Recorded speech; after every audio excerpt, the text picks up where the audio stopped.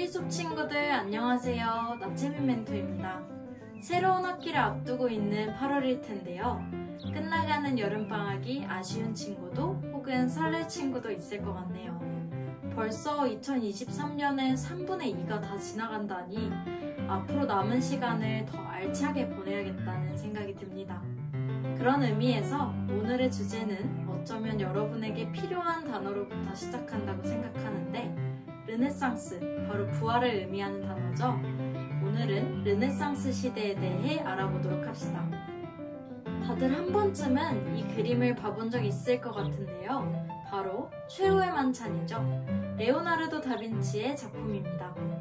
오늘 배울 르네상스 건축 양식을 제대로 이해하기 위해서는 미술을 비롯한 전반적인 사회 분위기를 이해하고 있어야 합니다. 이 최후의 만찬은 르네상스 미술을 대표하는 그림 중 하나인데 그럼 르네상스 이전의 그림을 하나 살펴볼까요? 이 두 그림을 한번 비교해봅시다. 왼쪽은 이탈리아 라벤나 성 아폴리나레 누오보 성당 벽면에 모자이크로 장식된 최후의 만찬이고 오른쪽은 1320년경 피에트로 로렌체티가 그린 최후의 만찬입니다. 오른쪽 그림은 중세에서 르네상스로 넘어가는 과도기적 성격을 잘 보여주는 그림인데요. 자, 레오나르도 다빈치의 작품과 비교했을 때 어떤가요? 화면 구성, 공간 묘사, 인물 표현, 행위 묘사 모든 것에서 차이가 느껴지죠? 르네상스 시대로 도입되면 달라진 점은 미술에서 가장 먼저 그리고 크게 부각되었습니다. 조금 더 구체적으로 설명해보자면 원근법이 처음으로 도입된 게 르네상스 시대입니다. 방금 보았던 최후의 만찬은 이렇게 시선이 한 점으로 모여지는데요. 이 점을 소실점이라고 합니다. 이 그림을 보면 좀 더 정확히 이해할 수 있을 텐데 그림을 그리는 사람의 입장에서 공간을 지각하는 방식을 원근법이라고 합니다. 그렇게 그려진 그림의 공간감이 우리에게도 느껴지는 것이고, 즉 원근법이 미술에 적용되었다는 것은 인간이 세계를 어떻게 느끼고 보고 있는가가 그림에서 재현되기 시작했다는 의미입니다. 앞서서 르네상스는 부활이라는 단어를 의미한다고 했었죠? 미술을 통해 알 수 있는 건 이 부활이라는 의미가 예술의 초점이 인간으로 변화했음을 말합니다. 전에는 신 또는 종교적으로만 초점이 맞춰져 있었던 것이 인간의 시점으로 바라보는 형태가 된 거죠. 이 메모들은 레오나르도 다빈치가 생전에 남겼던 것들인데 바야흐로 르네상스는 신중심에서 수과학을 바탕으로 한 객관적, 합리적, 수학적 건축 양식이 도드라지게 됩니다. 같이 한번 살펴볼까요? 이 성당은 이탈리아의 피렌체 성당입니다. 플로렌스 성당이라고 불리기도 하고요. 이 성당의 돔을 설계한 건축가 브루넬레스키는 르네상스 최초의 건축가로서 건축의 이전 시대의 고전적 요소들을 도입했어요. 그게 바로 돔이랍니다.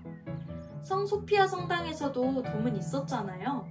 이 성당의 돔은 직경 42m, 높이 120m의 크기를 가진다고 하는데 리브라는 요소를 활용해 이중 구조를 만들었고 이로 인해 경량화시킬 수 있었다고 합니다.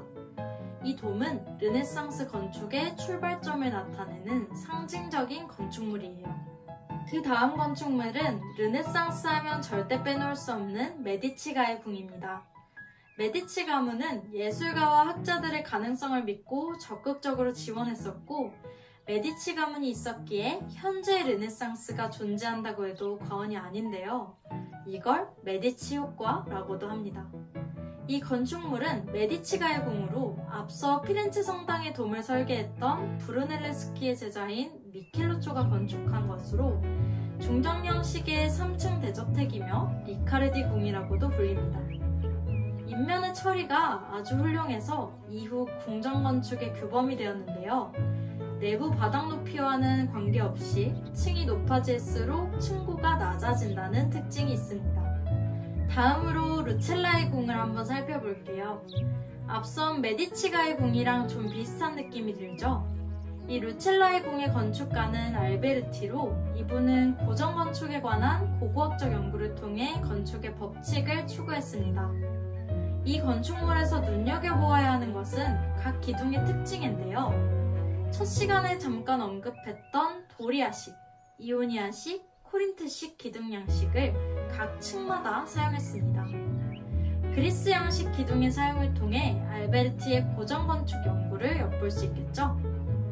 각 벽면의 구성 법칙이 동일하기 때문에 전체적인 통일감을 줬고요. 구성 요소들이 질서와 비례에 의해 조화롭게 지어졌습니다.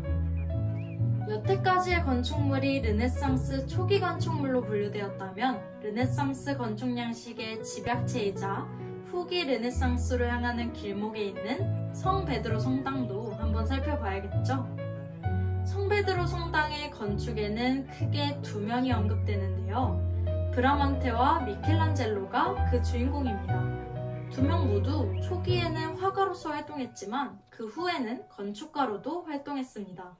브라만테는 성 베드로 성당을 짓기 위해 로마 교황청이 공모했던 혁명계획안에 당선되어 최초 계획안을 세운 사람입니다. 이 사진을 통해 브라만테는 돔에 의한 집중형 평면으로 계획했다는 걸 알 수 있죠. 후에 미켈란젤로가 돔 설계를 건설했고 후기 르네상스와 바로크 시대 건축가들이 추가적으로 건축하여 완성된 것이 바로 성 베드로 성당입니다.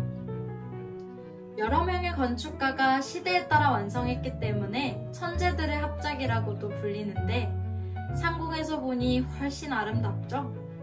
성 베드로 대성당은 르네상스 자체라기보다는 후기 르네상스와 바로크 시대의 건축 양식도 포함되고 있으니 한번 잘 살펴보세요. 그럼 다음 시간에는 베드로 성당의 광장에서 엿볼 수 있는 바로크 양식에 대해 알아보겠습니다. 그럼 다음 시간에 만나요. 안녕!